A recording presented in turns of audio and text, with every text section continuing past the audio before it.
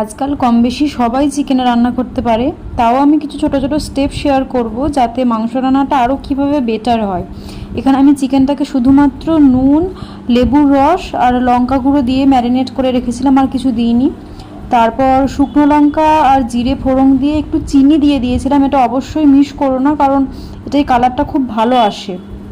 তারপর পেঁয়াজ কুচিগুলো দিয়ে সেগুলো লাল লাল করে ভেজে নিয়ে আদা রসুনের পেস্ট দিয়ে দিলাম। তারপর এটাও খুব ইম্পর্টেন্ট স্টেপ, সমস্ত রকমের মশলা একটা বাটিতে নিয়ে যেই পাত্রে আদা রসুন পেস্ট করেছিলাম সেই জলটা ধুয়ে ওই বাটির মধ্যে দিয়ে মশলাগুলোকে ভালো করে গুলিয়ে একটু রেস্টে রেখে দিতে হবে।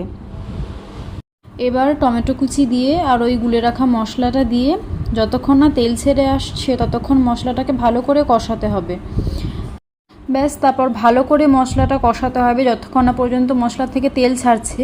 তারপর ভেজে রাখা আলু আর মাংস দিয়ে বেশ খানিকক্ষণ ধরে ঢাকা চাপা দিয়ে কষিয়ে পরিমাণ মতো নুন দিয়ে নামিয়ে নিলেই রেডি আমাদের ঝাল ঝাল চিকেন কষা। তোমরা চাইলে এতে আরেকটু বেশি লঙ্কা গুঁড়ো দিতে পারো, আমি অল্পই দিয়েছিলাম। অনেকেই অনেক রকমভাবে মাংস রান্না করে, হয়তো সেটা আমার থেকে আরও অনেক ভালো হয়, কিন্তু বিশ্বাস করে এটাও খুব ভালো হয়েছিল, খুব সুন্দর কালারও এসেছিল। চিকেন কষা হবে আর আমি কষা খাবো না তা কী করে হতে পারে। তো একটুখানি কষা মাংসও খেয়ে নিলাম, তারপর গরম গরম ভাতের সঙ্গে পরিবেশন করলাম লাল লাল মাংসর ঝোল।